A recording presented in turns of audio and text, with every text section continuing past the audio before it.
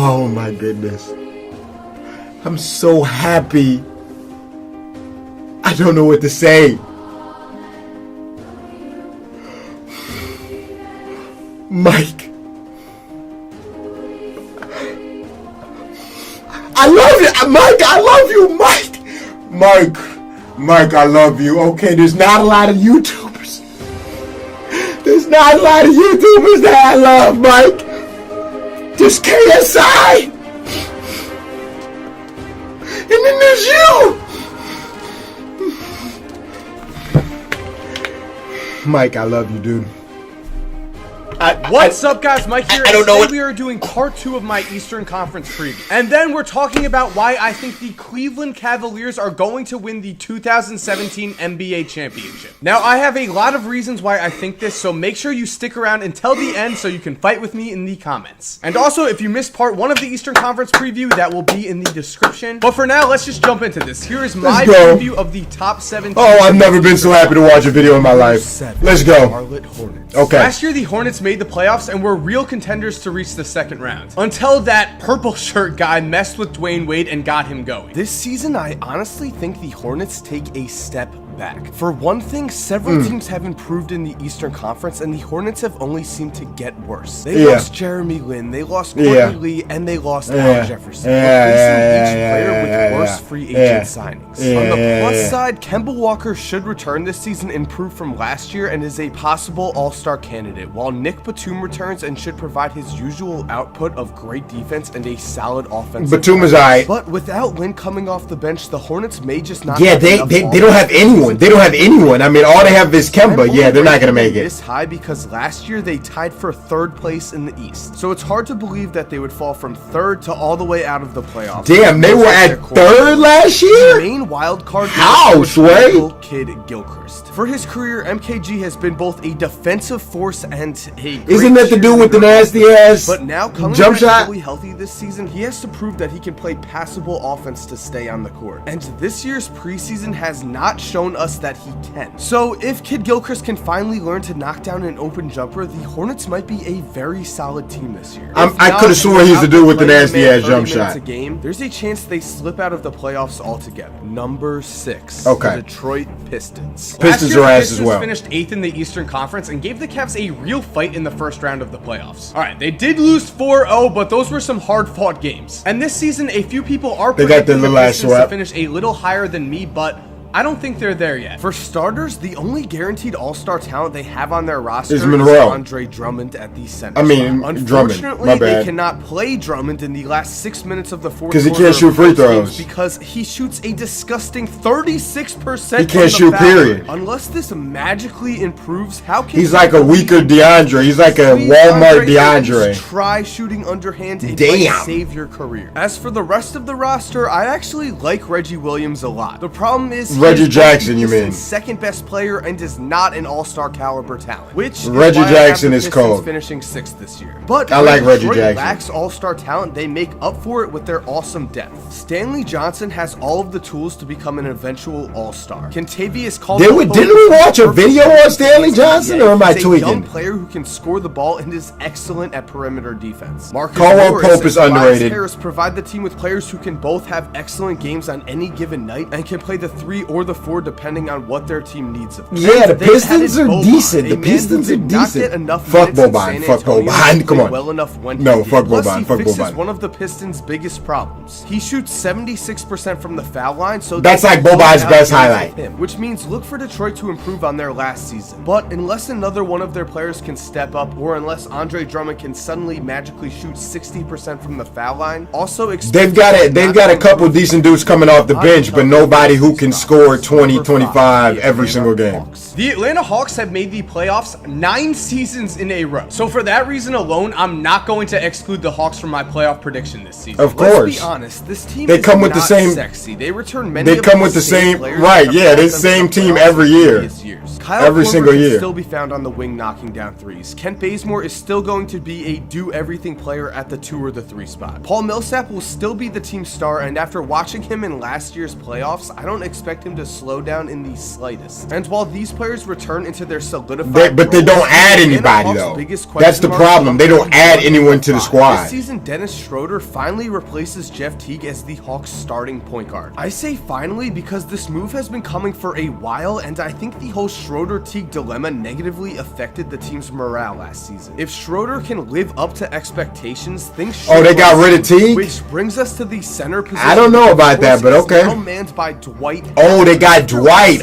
Okay, I forgot. I completely forgot they added Dwight. Okay. Okay, so they might finish fourth. As if Dwight was sorry for how his career played out in Los Angeles and in Houston. Now, many people did not buy into this, but I think I believe in Dwight. I think at this point in his career, I believe in Dwight too. Win, and the team atmosphere in Atlanta will be a huge plus for him. I think he wants to win too. I think they could finish like fourth or third, to be honest. Atlanta's not terrible. Atlanta's not terrible.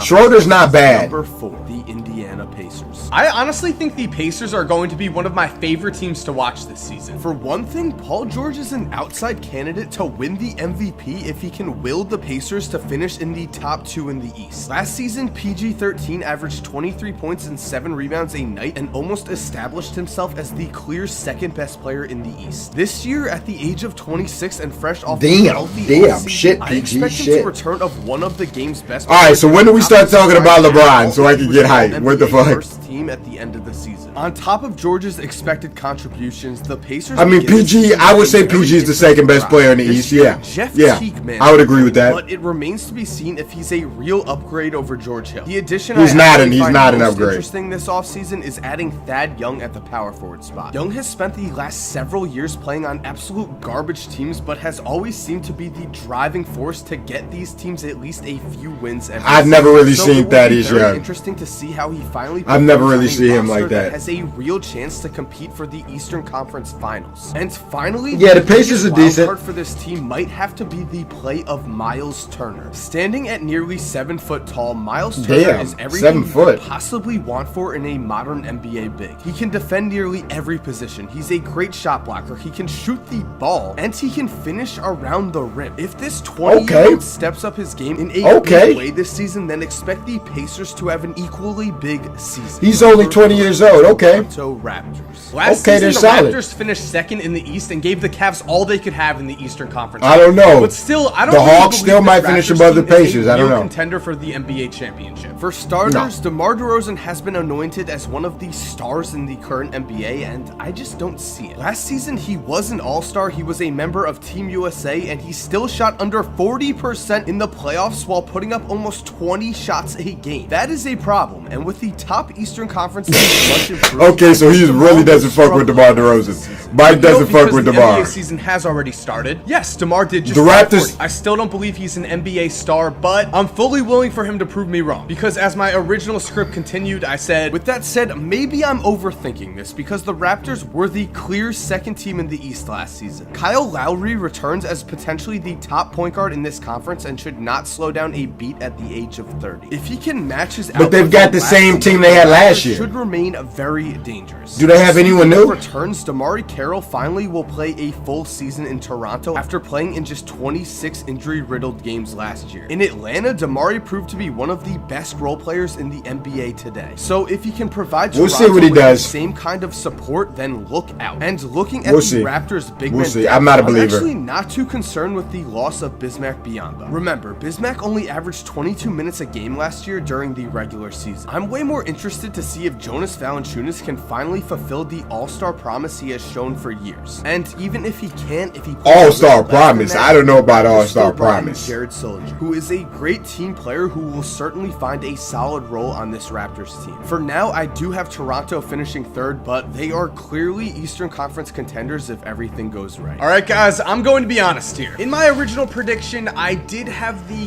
Cavaliers in the second spot. This video was actually originally going to be titled "Why the Boston Celtics Will Finish First in the East." Then I actually watched a game game of the Cavaliers and I came to my senses. Because as I said in a previous video, I actually do think LeBron is going to be crazy motivated this regular season. And so far, that has shown in the preseason and in the first game of the season. So I think if LeBron is actually trying to play his hardest, the Celtics have no chance to finish first this season. But anyway, here was my case for why the Celtics could finish first in the Eastern Conference. Last year, the Cavs finished with 57 wins and the Celtics only won 48 games. But here's the main thing here. I believe in Brad Stevens. I think Coach Stevens finally has a team that has the potential to reach the Eastern Conference Finals, and I don't think he will squander this chance. Now, we all know the Celtics added Al Horford this season, but I'm not sure you know just how important this will be on the team's success. Sure, Al only put up 15 points and 7 rebounds a game last year, but he's the perfect center for Boston's style of play. In this modern NBA, Al has the defensive ability to defend every player on the court. He can pass, he can shoot, he can score in the low post if need be. Horford should allow the Celtics to jump to the next level. Last year, they finished tied for 3rd in the Eastern Conference and only had 1 All-Star. And speaking of Isaiah, he enters the 2017 season in the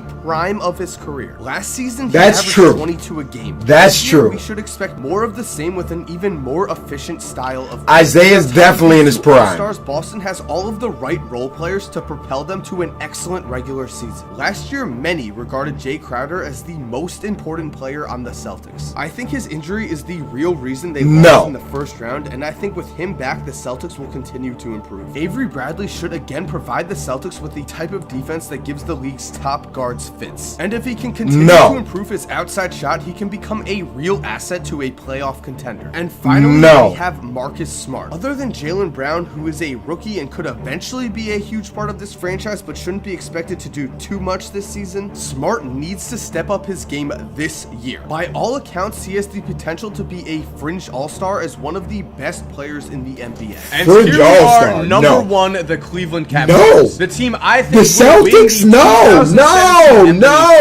Now I've got the Hawks, I do Pacers have the Cavs as number 2 originally. But on my script, it does say LeBron James will either win the MVP or the Celtics will finish first in the Eastern Conference. Now I'm not giving LeBron that MVP yet. I still think Kawhi does have a good chance to win it. But I think this Cavaliers team is going to be something very special. For one thing, most of their core has returned. They've got Kevin Love, they've got JR, they've got Tristan Thompson, they've got LeBron, they've got Kyrie, and they've got the old guys like Richard Jefferson, Channing Frye. They're a veteran-heavy team, and they're just playoff experienced. They're ready to take this regular season. And with that said, let's look at my original thinking for why I thought the Cavs could slide to the 2nd seed in the East. To me, the only 2 real wild cards are LeBron James and Kyrie Irving. As for LeBron, like I said, I think LeBron either wins the MVP or the Celtics finish first in the East. My thinking here is that the Cavaliers' regular season success relies on LeBron. If he coasts this season, if he takes a few games off, I think a team like I don't think he's gonna coast enough to sneak past the Cavs and secure the 1 seed. On the flip side, if LeBron the Celtics at the 1, where we getting the Celtics at the 1 from? The Cavs will easily finish. The Celtics are ass. As for Kyrie Irving, this season he enters the year as a 24-year-old who just won the city of Cleveland their first championship in what seems like a lifetime. His confidence has to be at an all-time high, and we'll soon see if he's just LeBron's wingman or if he's instead a contender for first-team All-NBA and he's definitely not LeBron's wingman.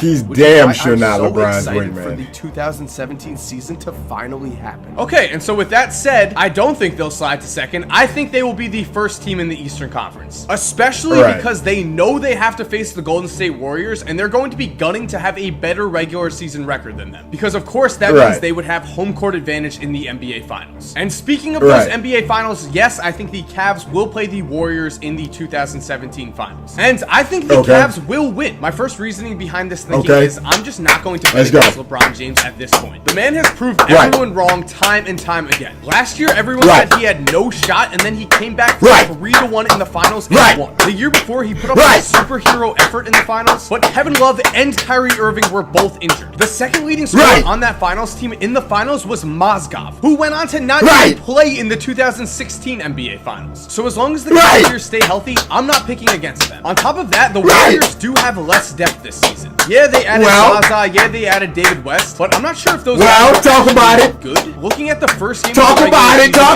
It was only 1 game. LaMarcus Aldridge killed them down low. This Warriors team does not have a solid defensive rebound. Put his cock back up their ass. Let's go. Yes, Draymond is a good help defender at the center spot, but when he's matched alright. against He's someone okay. like Marcus Aldridge, he just can't guard. He can't do it. Huge advantage. He's a baby. He's a little boy. Thompson is a beast on the boards. When the game slowed down in the finals, Tristan Thompson grinds out second possessions time. And then what? And then what, Mike? More athletic defensive big man. I just don't know if they can stop that. And on top of all of this, I think Kyrie Irving takes a leap this year. I think he goes from being LeBron's sidekick, I guess, to being a first or second team All-NBA candidate. Seriously, I would not be surprised at all if he was first team All-NBA. The man looks nice and he has all the confidence in the world. I mean, come on, he's an NBA champion now. So that's my pick for this year, guys. I have the Cavaliers winning the championship. But like I've said in the past, I really don't like making predictions. I know that's ironic. Okay, let's listen to that one more time. Hold on, I want to hear that one more time. Let's just listen to that one more time. Warriors in the 2017 finals. And I think the Cavs will win. My first reasoning behind this thinking is I'm just not going to bet against LeBron James at this point. The man has proved everyone wrong time and time again. In case you missed it. Everyone said he had no shot, and then he came back from 3-1 in the finals and won. The year before, he put up a superhero effort in the finals. Kevin Love and Kyrie Irving were both injured. The second leading scorer on that finals team in the finals was Mozgov, who went on to not even play in the 2016 NBA Finals. So as long as the Cavaliers stay healthy, I'm not picking against them. On top of that, the Warriors do have less depth this season. Yeah, they added Zaza, yeah, they added David West, but I'm not sure if those guys are actually good. Looking at the first game of the regular season, and yes, I know it was only one game, LaMarcus Aldridge killed them down. This Warriors team does not have a solid defensive rebound who can rebound and defend the rim. Yes, Draymond is a good help defender at the center spot. When he's matched up against someone like LaMarcus Aldridge, and that's where the Cavs have a huge advantage over the Warriors. Tristan Thompson is a beast on the board. And he's a monster. The game slowed down in the finals. Tristan Thompson grinds out second possession. And he's got the cool ass handshakes. And unless the Warriors add a more athletic defensive big man, I just don't know if they can stop that. And on top of all of this, I think Kyrie Irving takes a leap this year. I think he goes from being LeBron's sidekick, I guess, to being a first or second team All-NBA candidate. Seriously, I would not be surprised at all if he was first team All-NBA. The man looks nice and he has all the confidence in the world. Come on, he is an NBA champion now. So that's my pick for this year, guys. I have the Cavaliers winning the championship. But like I've said in the past, I really don't like making predictions. I know that's ironic because this whole video is a big prediction, but it's just really anything can happen. And I can't wait for this NBA season to see how things play out. And so with that said, if you guys are new to this channel, I hope you subscribe. I'm making more NBA videos like this, but I'm also going back to I have nothing else to say. The next video I'm making is going to be Mike said it all. I will leave a link to Mike's channel in the description. I literally have nothing. I have nothing. He covered it. This is, like I said, you got KSI. Then you got Mike. I'll leave a link to his channel in the description. Check him out, man. Tell him I sent you. God damn it. He just spit. Wow. And to think I was worried. I can't believe I was worried. We got this. We got this. It's time for number 4. We got this. We on our DC4 shit. We got this. What the fuck? Quattro. Look at that. Look at that, bro. Look at that. I love it.